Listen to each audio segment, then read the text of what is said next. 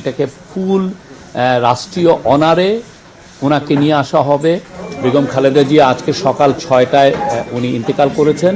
তো উনার জানাজা, উনার দাফন এগুলো বিষয়ে এবং এটার নিরাপত্তা বিষয়ক যে সমন্বয়, এটা নিয়ে আজকে একটা সভা হয়েছিল। সে সভার সভাপতিত্ব করেন জাহাঙ্গীর আলম চৌধুরী, লেফটেন্যান্ট জেনারেল।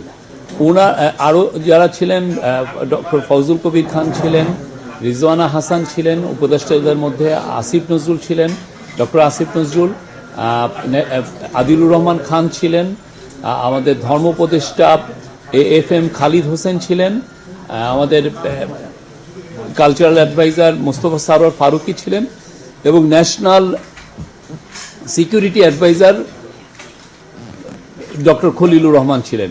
অন্যান্য উচ্চপদস্থ যত সিকিউরিটি আমাদের এজেন্সি আছে, পুলিশ, বিজিবি সহ সমস্ত সিকিউরিটি এজেন্সির প্রধানরা ছিলেন সেখানে। বিএনপির প্রধান ছিলেন, মিলিটারির তরফ থেকে principal staff officer of the chief adviser উনি ছিলেন লেফটেন্যান্ট জেনারেল কামরুল হাসান।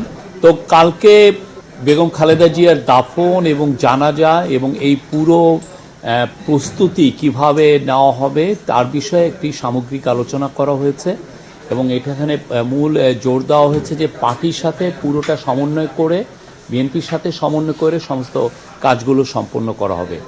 জাতীয় সংসদ ভবনের দক্ষিণ প্লাজায় ওনার জানাজা হবে। ওনার মরদেহ সকালেই এভারকেয়ার হাসপাতাল থেকে জাতীয় সংসদ ভবনে নিয়ে আসা হবে এবং এই নিয়ে আসার সময় পুরো রাস্তার দুই পাশেই একটা স্পেশাল সিকিউরিটি অ্যারেঞ্জমেন্ট ইনশিওর করা হবে এবং আমরা অ্যাট দ্য সেম টাইম আমরা জানিয়ে দিব কখন এই পুরো গাড়ি, মরদেহবাহী গাড়িটা কখন রওনা দিবে এবং এটাকে ফুল রাষ্ট্রীয় অনারে ওনাকে নিয়ে আসা হবে দক্ষিণ প্লাজায়, জাতীয় সংসদ ভবনের দক্ষিণ প্লাজায়। সেখানে জানাজা হবে। জানাজায় মাননীয় চিফ অ্যাডভাইজার থাকবেন আর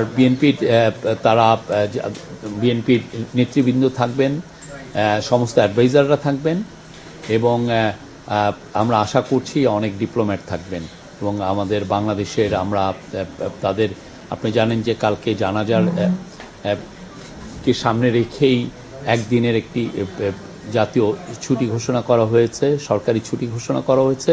3 দিনের শোক দিবস পালন করা হচ্ছে।